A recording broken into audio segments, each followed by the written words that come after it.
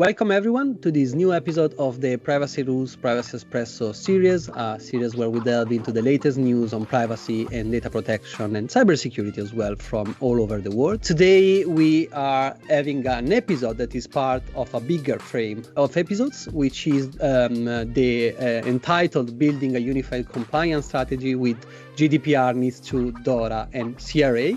We are at the latest episode of this series in the series. So today we are going to speak about the Cyber Resilience Act together with Luca Egitto from the Italian law firm RPLT. So first of all, Luca, thanks a lot for being with us. Thanks to you, Alessandro. Thanks to Privacy Rules and all the people who took their time to attend and listen to us for today's espresso. Thank you. Thank you, Luca. And as an expert in the sector, I'm really pleased to have you here. And let's go immediately into the topic of the day. So CRA, the title of this session is Secure Product to Secure Data. But maybe you can tell us a bit more about this act. What is it about? What does it entail? So can you just give an overview of what is CRA? CRA is the Cyber Resilience Act, is a further regulation of the European Union in the digital market, in the digital business, and is again an example of how the European space is stepping up to protect information and to protect the security of our infrastructures and communication networks.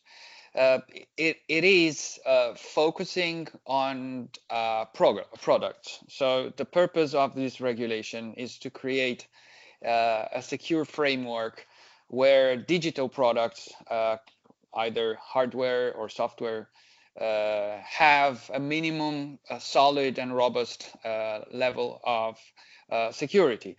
We are discussing, to be more accurate, about digital products and connected products. So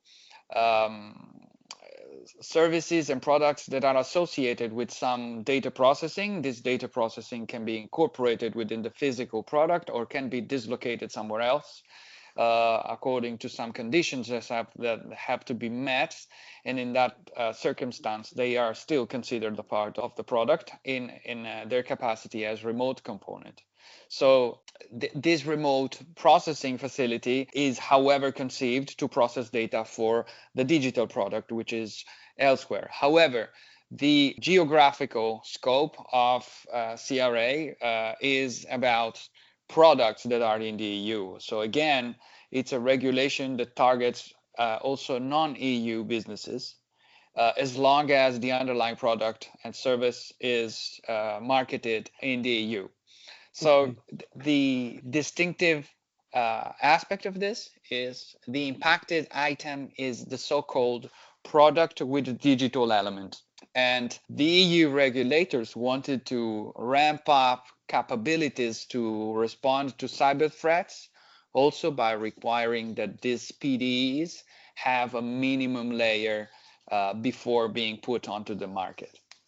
Perfect. So this sounds familiar or similar to other framework, but of course there are key differences as we are speaking about, as you were saying, products with digital components.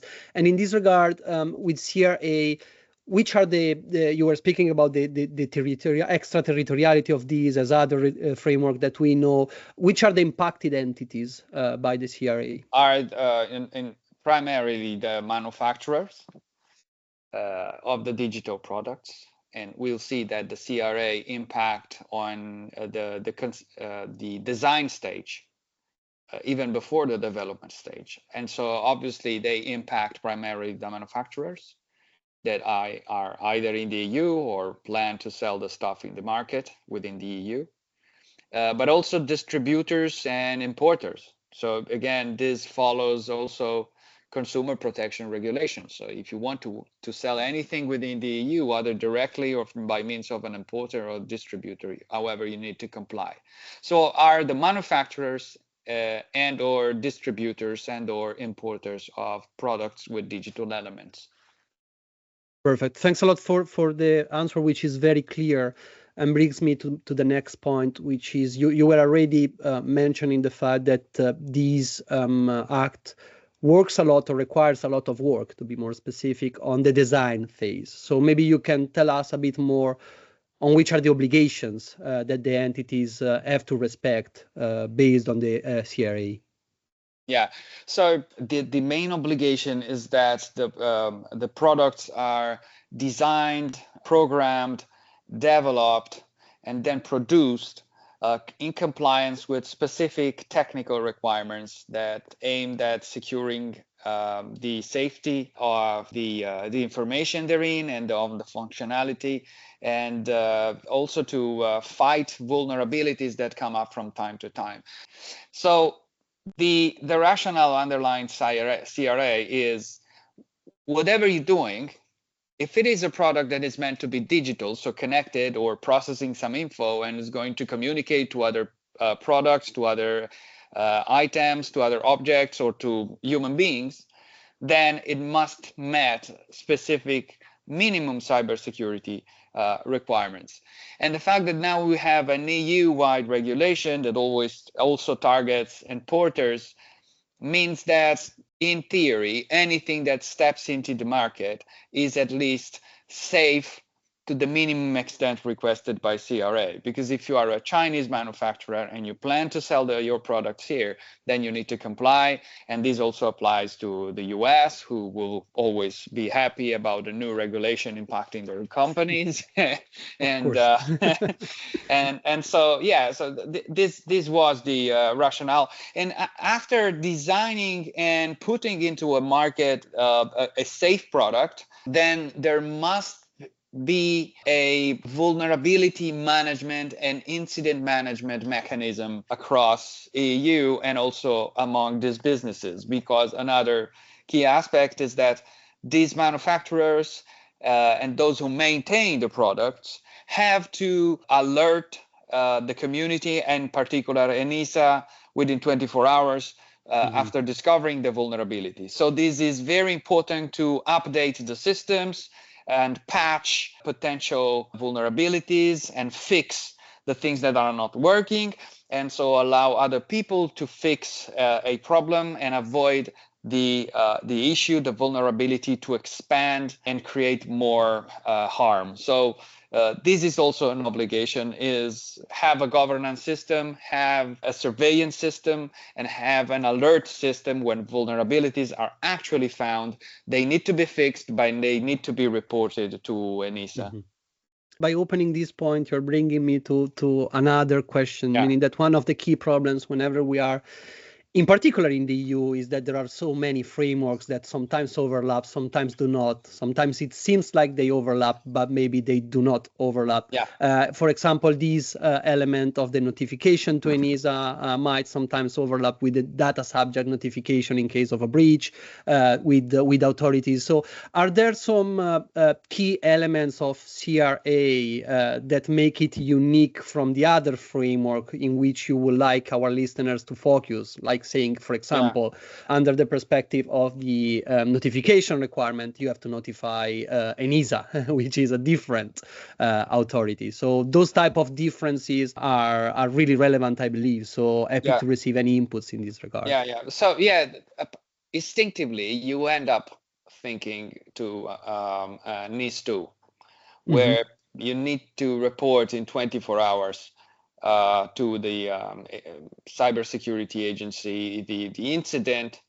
And again, this has an EU-wide significance because all the local authorities will want to share info and gather info from other authorities in order to ramp up capabilities to counter and fight the attacks. We are in a slightly different scenario here. So whereas in NIS, you have infrastructure, essential public services that need to be protected from disruption, we are discussing here about something which is produced in industrial processes and distributed in thousands of specimens which are connected, and every single specimen can be a vector of a threat or a vulnerability. So they overlap in the concept of vulnerabilities and incidents, but they do not overlap when it comes to the actual target of the regulation, because in this case, the target is a product, whereas in NIS, it is an essential service, essential infrastructures, and something that humanity needs to live properly and in an order and peaceful manner. So if something is triggered under NIS 2, it means that something really potentially dangerous can occur to the community, whereas here is about a product that, if not meeting the CRA requirements, can become a backdoor for an attack, but maybe in households or offices and not necessarily in critical infrastructures. So the landscape is slightly different, but obviously the bottom line, which is cybersecurity, is the same thing.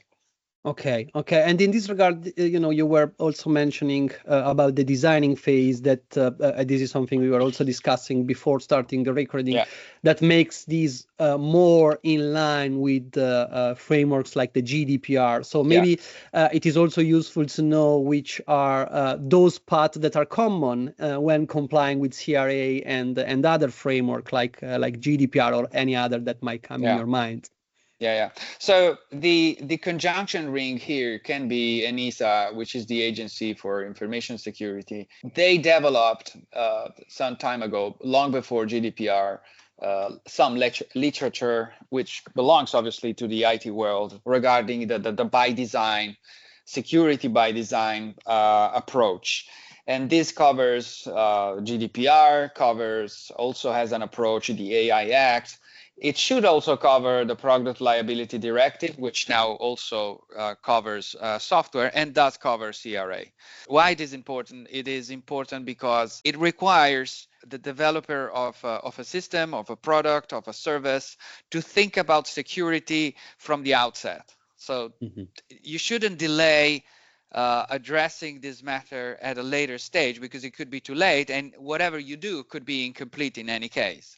So the common pattern here, use a by design approach, but also in CRA you also have a by default approach, because manufacturers are required to maintain a vulnerability assessment governance system in place, so to secure the product all the life cycle, so not just at the outset. So there are very common principles, which are common sense and security principles that are very familiar within the IT world, and now are more and more familiar also in the compliance and legal world.